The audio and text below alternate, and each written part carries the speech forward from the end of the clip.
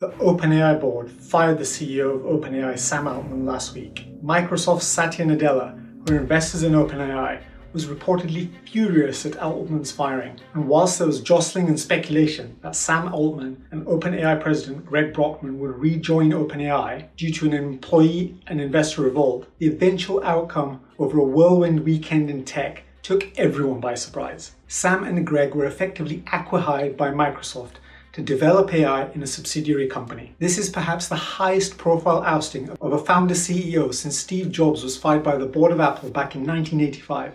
But the weirdness of this coup is difficult to comprehend. The implications for the world, however, are pretty severe, given OpenAI is the leading artificial intelligence laboratory trying to advance artificial general intelligence whilst protecting humanity at the same time. There has always been a grapple of being the first, of moving at breakneck speed to advance AI, whilst also trying to do so responsibly along the tenets of OpenAI's non-profit status. And it is this dichotomy, this friction, this contradiction that has led to Altman being fired. The fallout from Sam Altman's firing as CEO has rocked the tech industry, and there are already signs of a massive backlash against OpenAI and its credibility. But how did we get here? And what next for the AI company that took the world by storm, but now no longer has its two most iconic founders, Sam Altman and Elon Musk, who was previously forced to leave, at its helm? Let's start with how events unfolded on Friday the 17th of November 2023. On that day, Sam Altman, ex-Y Combinator president and Silicon Valley Don, was fired from his role as CEO of OpenAI, the AI company that took the world by storm by being the fastest company to get to 100 million users, achieving the feat in just under 2 months after launch. Perhaps the most accurate description of events comes from a tweet co-founder Greg Brockman sent out soon after he quit after Altman was fired. In it, he talks about how Sam got a text from Ilya Sutskever on the Thursday evening to talk on Friday at noon. At high noon, Sam joined a Google Meet with the whole board apart from Greg. Using Google Meet and not Teams when you've had a massive investment from Microsoft is a bit odd, but let's carry on. At that board call, Sam was told he would be fired and that it was going to be made public soon. 19 minutes later, at 12:19 p.m, Greg got a text from Ilya asking for a call with another Google Meet call happening 4 minutes later. Greg was told he was being removed from the board, but that he was key to the company and would retain his role. Greg was also told that Sam had just been fired. At the same time, OpenAI made the announcement of the changes public without really explaining much publicly. Not so much OpenAI as a closed one. Mira Murati, who was the CTO, was the only person who had been informed beforehand, being told the night before. Brockman subsequently quit and several other researchers also resigned. In the hours that followed over a tumultuous weekend, there was solidarity amongst OpenAI employees who were fuming at the firing of Altman and Brockman, and the pressure from investors, particularly Microsoft, must have been immense. There was speculation that in the shadows, Satya Nadella was trying to get Altman and Brockman back into the OpenAI fold, perhaps to protect Microsoft's $13 billion investment it had made earlier in the year. However, in less than 72 hours, it was confirmed that Altman and Brockman had joined Microsoft to continue their AI work, along with a number of other OpenAI employees. What follows is a clamor amongst OpenAI employees to have the board of OpenAI resign over what is seen as a debacle of a decision, impacting the value and potential future of one of the leading lights in AI. We may learn the details for the coup at some point, or we may never really know the real reasons. But focusing on principles and styles of operation of the two key individuals at OpenAI can help shed light on what the underlying reason is for the breakdown of the board and leadership at OpenAI. Some reports had surfaced that tension was building for a while, and the central point of difference was the pace of growth of OpenAI and how this was compromising the safety of developing artificial general intelligence. Sam Altman, as a previous president of YC, investor in decacorns such as Airbnb, Instacart, and Stripe, amongst others, has come from Silicon Valley, where the primary motivation is to provide the most impact and build value as fast as possible for investors and for shareholders. Incidentally, Y Combinator was also an early investor in OpenAI. The mantra in Silicon Valley has always been to move fast and break things, raise large sums of money to hire the best, to help build a moat and effectively squeeze the competition. It's not entirely unsurprising then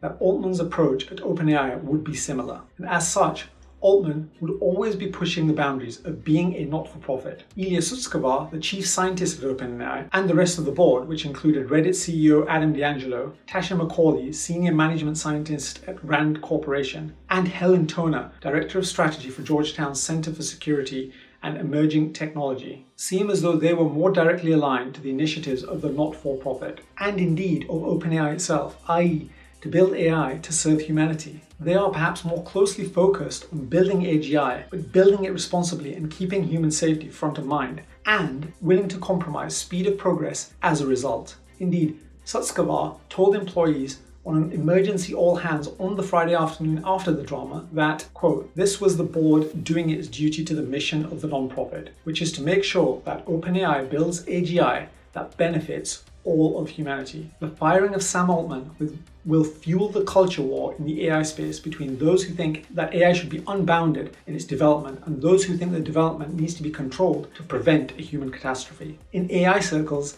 these two opposing views are more commonly labeled as the accelerationists and the doomers.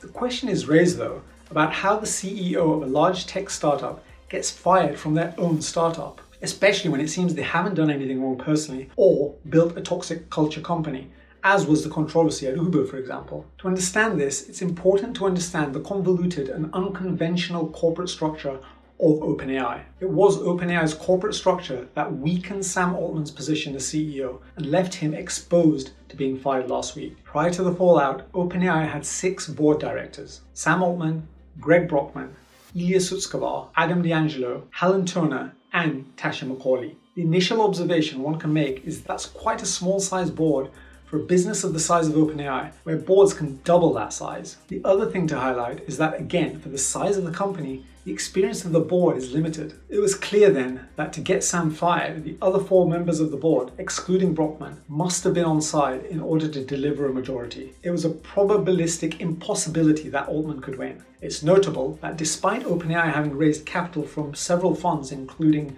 Khosla Ventures, Sequoia, and from Microsoft, none of these investors holds a board seat. OpenAI's board is structured in the way shown here. You have board of directors sitting at the top, i.e. the 6 people mentioned earlier, and that entity is the non-profit part of OpenAI. Then there's a holding company in between, and finally the capped for-profit company right at the bottom, which is where Microsoft's interest sits, where they invested billions. The company's website says the non-profit's charter takes precedence over any obligation to generate a profit. In other words, the non-profit is the priority and focus, while the capped profit part of the business is not. What is important to understand is that the for-profit OpenAI Global part of the business never had any control. It was the one that was controlled or owned by all the other entities in various ways. So then you may ask, why did they have the for-profit if it had no control? Good question. And there's a simple reason for this. You see, the main reason was so that OpenAI could attract top talent and investors to the firm, given the demand for the best resource in the AI space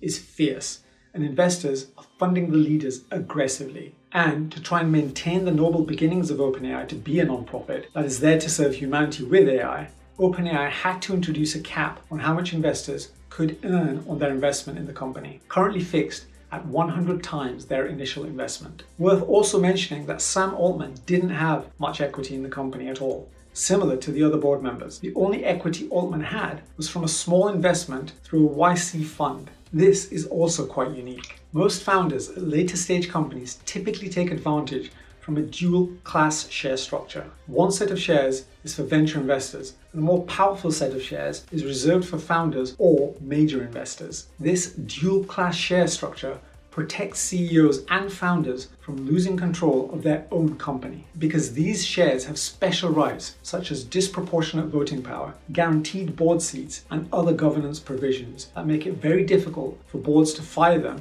in the way Altman has been fired.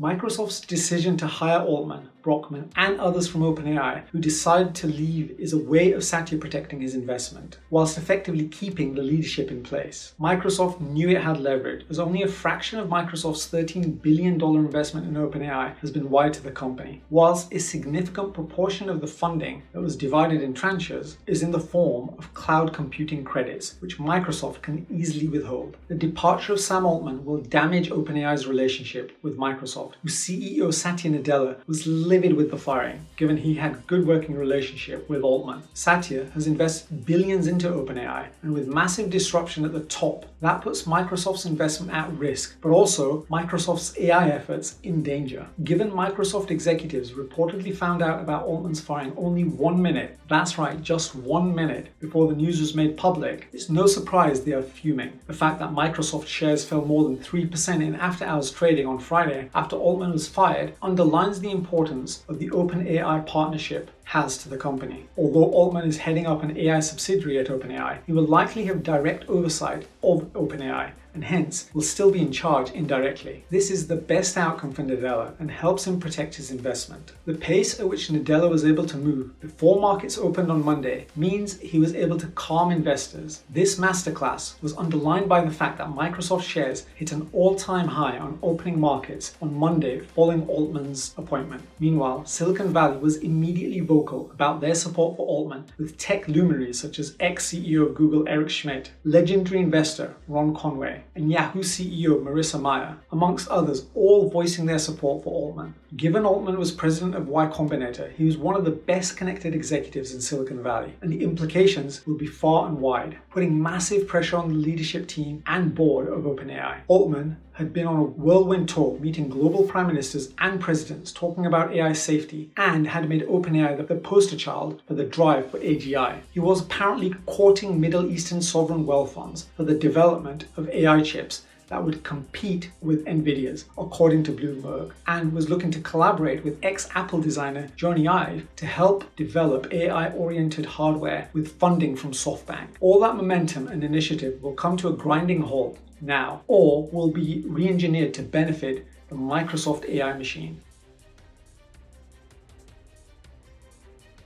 OpenAI initially announced that Altman would be replaced by Mira Murati, previously OpenAI's CTO, who is serving as temporary CEO while the company searches for a permanent replacement. Subsequently, they announced Altman's Y Combinator classmate from 2005, Emmett Shear, who was CEO of streaming company Twitch, as the interim CEO. But he's going to have a time of it, convincing and reassuring investors and employees to stick around. On X, there is already strong sentiment with Altman, suggesting people could leave if Altman isn't reinstated. There is also a scathing open letter by employees asking for the board to resign, and Ilya seems to have apologized for his role in the events. Then there is the need to continue to feed a large AI company with its hunger for cash. Before he was fired, Altman was reportedly looking to raise billions more from Thrive Capital. Given his investor connections with some of the best in the business, and he was leading conversations, Shear may struggle to get new investors to commit to the new team. That, and the fact that OpenAI has now struggled to hold on to a number of key people, including Elon Musk, the team that subsequently started Anthropic, and now the CEO and chairman, is making OpenAI a dysfunctional entity that people will find difficult to trust to safeguard humanity's rights in the battle for artificial general intelligence. This episode just underlines how much at odds with itself OpenAI always was, trying to simultaneously push the envelope of AI research whilst protecting humanity from its potential risks at the same time. Although it looks as though the dust has settled for now, there could still be more surprises. To see my video on the rapid rise of OpenAI and the ousting of Elon Musk, click the video above, or you get a link in the description below. Thanks for watching. We're not done yet, folks. And in the final twist of the tale, Sam Altman and Greg Brockman have rejoined OpenAI. Altman has been reinstated as the CEO. The board's also seen each other. Only time will tell if OpenAI can recover from this whole debacle. Speak soon.